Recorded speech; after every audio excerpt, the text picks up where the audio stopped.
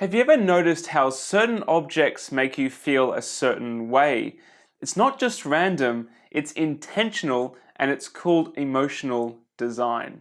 In today's modern society, it's often easy to forget the fact that almost everything we come into contact with has been designed by someone, somewhere.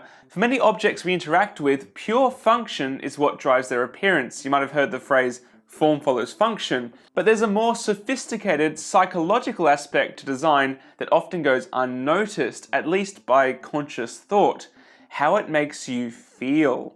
As a concept, designing for emotion is highly personal and subjective, so your opinion may vary to mine, and that's totally fine. I also need to clarify that when talking about emotional design, I'm not talking about the anthropomorphizing of inanimate objects, that is, creating objects that have human, animal, or plant characteristics like that. No, emotional design is much more subtle, endowing a product with elements that elicit an emotional response. It could be love, trustworthiness, fun, or a feeling of safety. Alternatively, it could be their opposites: hatred, unfamiliarity, seriousness, or even fear. As a designer, you can influence someone's response in several ways. The first and foremost is function. What does the object actually do? And what is the ritual attached to it? That is, the act someone carries out in using it. For example, a kettle boils water, and maybe you make yourself a tea every morning. The act of boiling water isn't all that exciting, but the idea of your morning tea is. That's your ritual. So you might start to associate the kettle with that feeling. Form is another way to instantly convey emotion to the user. Take these two bottle openers. They both do exactly the same thing: remove a cork from a bottle of wine, but they elicit very different emotions. For example, the simple one does the job, but it doesn't really feel that special. It does have a bit of an age-old design aesthetic to it, but it's not very special. Whereas this one has a much more elegant form and a different operating mechanism. It feels more premium, it's heavier, it's made with more expensive materials, and perhaps better suited to open a more expensive bottle of wine for a very special occasion. Color. Everyone has a favorite color shaped by their experiences in life, and bright colors, for example, are often associated with fun and playfulness, which is probably why the majority of kids' toys are so brightly colored. The choice of material, for example leather, has a premium, luxury feeling associated with it. Metal objects are often more valuable than their plastic counterparts, and they weigh more as well. A perceived heft can positively or negatively affect a perception. For example, a running shoe that weighs almost nothing feels like it will make you run faster, but you wouldn't catch a builder dead in a lightweight boot, because how could it be trusted to stand up to daily abuse? Texture is one of the more sensual details that you can give an object, and one that's often overlooked, I'll be honest, because it can't really be seen. Texture must be felt, it's tactile.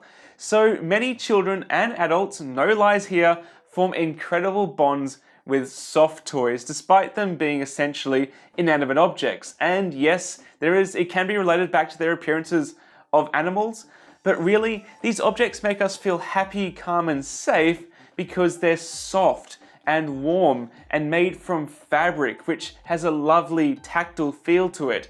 Because of this, many of us associate very happy memories with our soft toys from our childhood, and we wouldn't dare throw them away, like we do with so many other products in our life. Further, it would be irresponsible of me to not mention the power of nostalgia in emotion design, because we associate experiences with the objects we share them with. Some designs remain popular and loved for many years later. For me personally, objects like the Nintendo 64 gaming console and the Nokia 3310 bring back memories of late nights playing GoldenEye with mates, or a time when you could actually hurl a mobile phone at someone else as a joke and it wouldn't break. Yeah, do you remember when that could happen? Yeah, it's been a while. In fact, nostalgia can be so powerful that recently Nokia actually brought back a rehash of the 3310.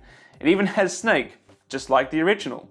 Finally, emotional design can be cultivated through branding. All of the other aspects of design are important, but they culminate in a brand that you as an individual can become emotionally invested into. It's why we have die-hard fans of Apple or Android, or Nvidia and AMD. Positive brand association is actually so incredibly important and potent that companies will vigorously protect it.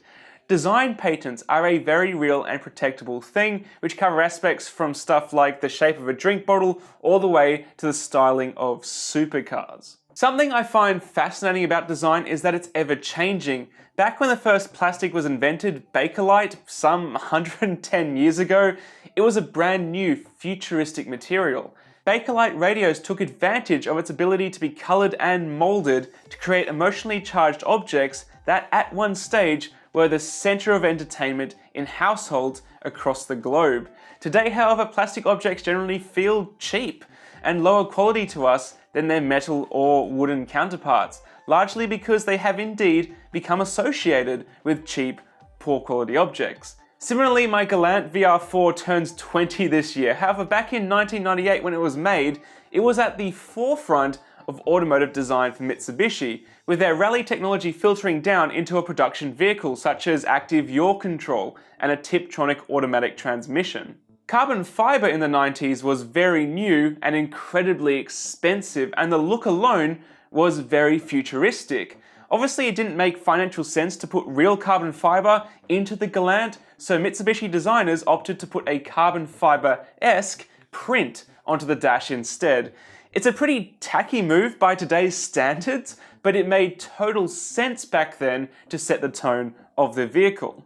So where can you find good examples of emotional design? Well, in my experience, you'll generally find consideration to this level of design in higher priced products compared to their low-cost, mass-produced counterparts. This level of design also comes to the forefront when functionality alone is not an adequate point of difference for a product. In other words, emotional design is often used for marketing. With that in mind, alcohol is a huge one, spirit bottles in particular. For alcohol, selling the emotion can mean a significant price difference even if the product inside isn't that much different or even better for that matter. Also, smartphones are increasingly becoming objects we use to express ourselves and feature subtle details to elicit emotion. Honestly, they don't have much to work with, so next time you're looking at phones, look for the small details. How does the texture, color, shape, and even the user interface make you feel about that device? How does it feel in the hand? Does brand have anything to do with your perceptions of it? And the biggest seller through emotion, cars. No other field has such a focus on styling as the automotive industry does, to elicit emotions of safety, sexy, intimidating, fast. Like, people don't buy a Lamborghini or Ferrari because they make financial sense. You can certainly get a faster car for less money. No, people buy them because when you own a supercar, to them, you've made it. The styling is aggressive and unique, the exhaust note harsh and loud. For many people, the dream of owning one of these vehicles has been the motivation and driving force for everything they've built, so they carry intangible emotional value. So take a minute to really reflect on how certain objects make you feel. And if you're a designer, consider using all the tools available to you to truly create something incredible that resonates with others. Good design is used and forgotten. Great design is remembered. Thanks for watching. Here's the latter half of the 20th century, and man has sent rockets into deep space. He has placed satellites into orbit